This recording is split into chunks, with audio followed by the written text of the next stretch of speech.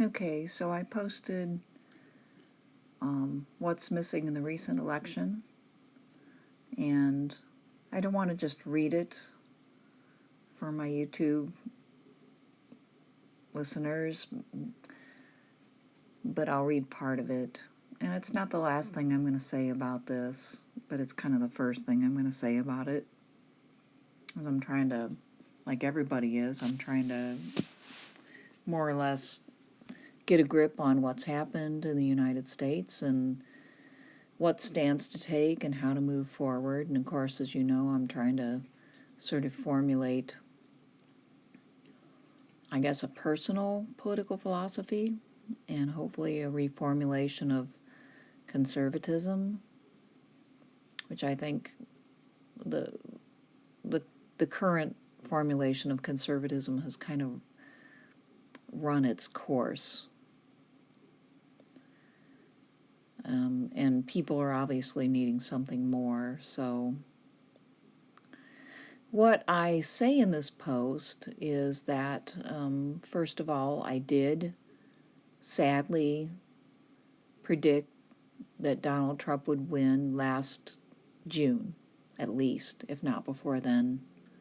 I didn't want that to happen, but I could just tell from the undercurrents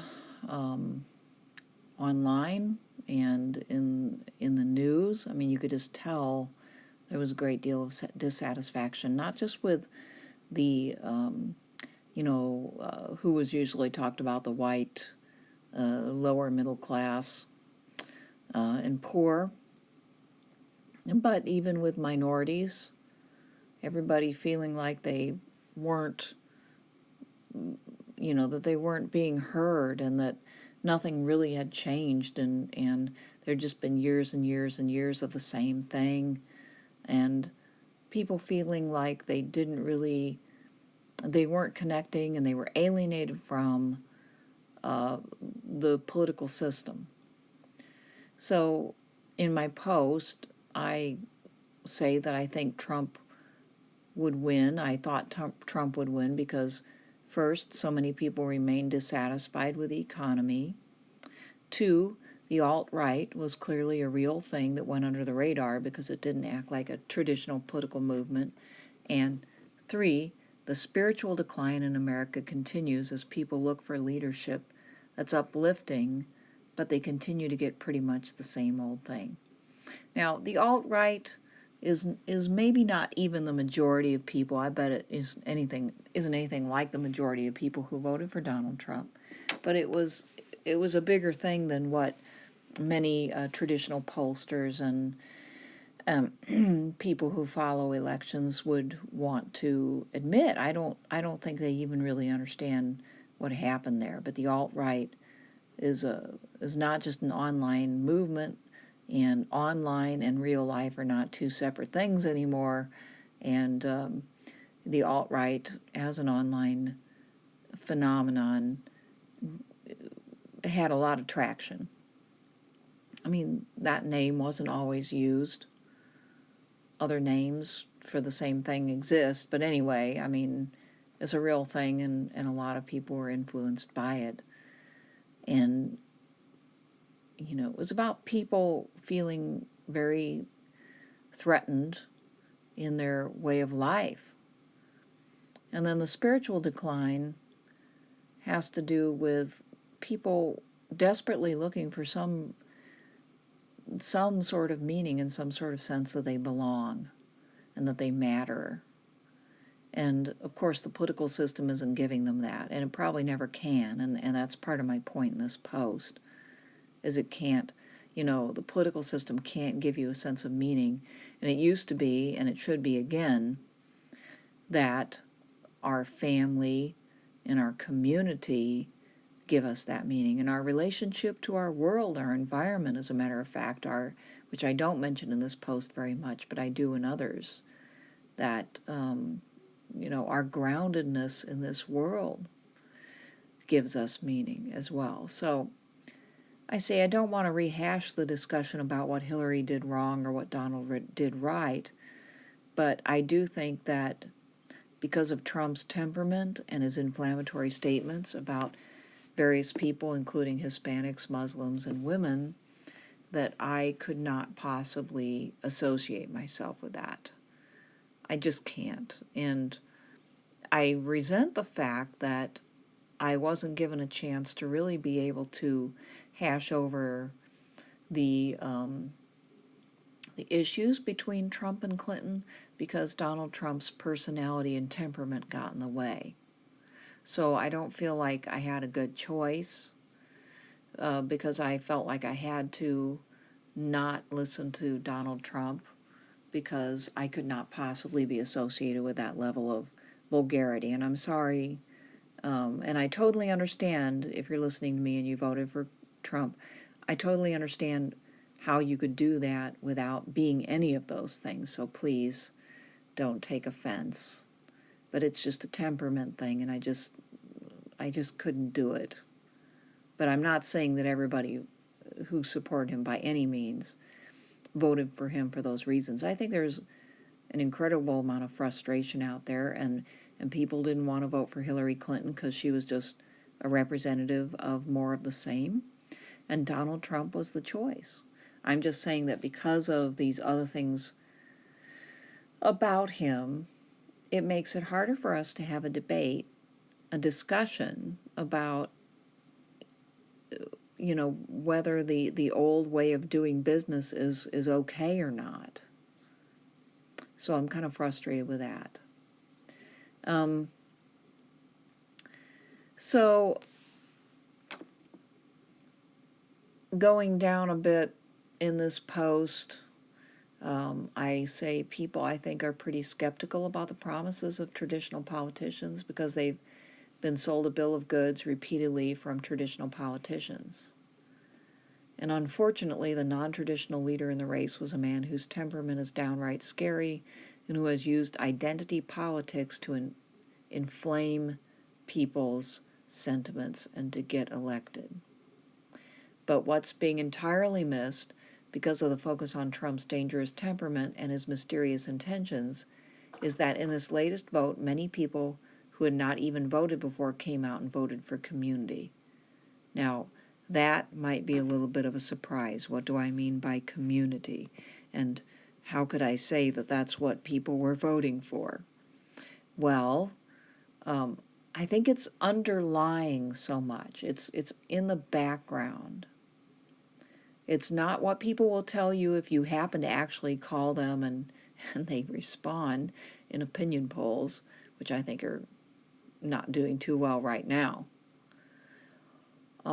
They're not going to say that. They might not even be able to articulate it. But I think that there's a whole lot of people in our society that just feel lost, and not just poor, but middle class and even wealthy people who just feel absolutely lost. Like they're asking, what place do I have, and what purpose do I have, and why should I care about maybe anything other than myself? So I say, I believe that what this country misses the most is a genuine sense of community. Classical liberal notions of the primacy of individualism, individual rights and privacy, and capitalistic economic notions of the primacy of self-interest and material well-being have led us to a place where many people feel completely uncared for.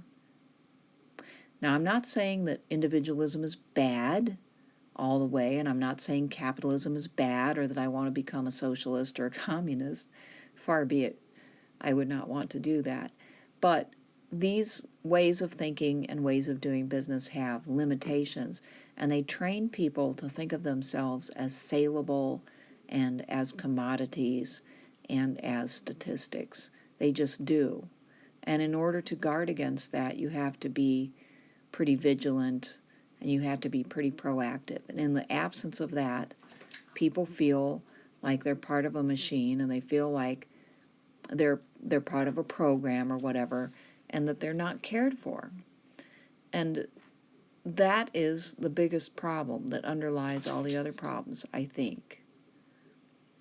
Now, I make the point that we've been led to a place where Christianity has been reinterpreted to basically be neoliberal political ideology for many people. Since when did political ideology and religion even go together? But they do in America right now for some people. And people really need to rethink that. There is no necessary connection between your political ideology or your party affiliation and your religion. In fact, they may even be opposed. And not in the sense that that really Christianity is liberal, but maybe Christianity is neither left nor right. So I say liberal capitalist ideology does not equal love, whether they are part of a minority group or the white majority whose jobs have left the country. People do not like feeling like nobody cares. We're a society that throws rhetoric and programs at people who need love. People need real evidence that we truly will not leave them behind. But what do they get? Job retraining programs, food debit cards, lots of guilt because our conservative types tend to associate poverty with moral culpability, a sense from liberal types that they're a problem to be solved and not a person, continued insecurity and alienation. So I identify with communitarianism, which is not a party, unfortunately. There's no substitute for getting involved with those immediately around you. No one person can solve social problems, but all of us together can make a dent. And especially since I believe that our problems aren't even primarily economic. A person can be poor and still be pretty happy if he or she loves or is loved and feels loved and cared for. But we make people feel like statistics. We're a nation of people, many of whom identify nominally as Judeo-Christian, but do we live those values concretely in our everyday lives? I'd say I and a lot of other people have a long way to go. Now, I'm not talking about volunteering, even though that's an excellent thing to do. I'm talking about truly caring for your family and friends immediately around you, looking out for those you interact with any way you can. So, in the end, I basically am asking people to consider actually getting into the nitty-gritty of dealing with even just one other person that you don't know. I know this is so weird. It's not like I'm telling you to go, form another party or vote Democrat or vote Republican next time. I'm saying the political system fundamentally doesn't have the answers right now, or maybe ever. But that what's extremely important is that we live what we say we value. And that it is really hard work to go beyond talking and writing a check. It really is, for some reason, to go beyond that, to actually just reaching out to that other human being and making them feel loved and wanted, not just giving them something, but making them feel loved and wanted and welcome.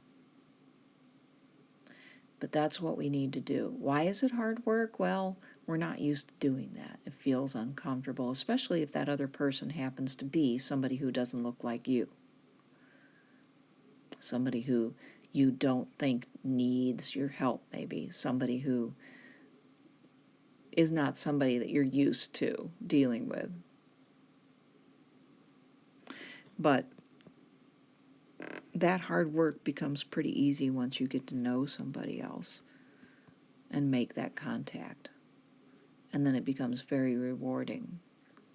So while we're dealing with what could possibly happen in the aftermath of this election, I would just say get into anti-politics by being authentically human and making an authentic connection with at least one other person.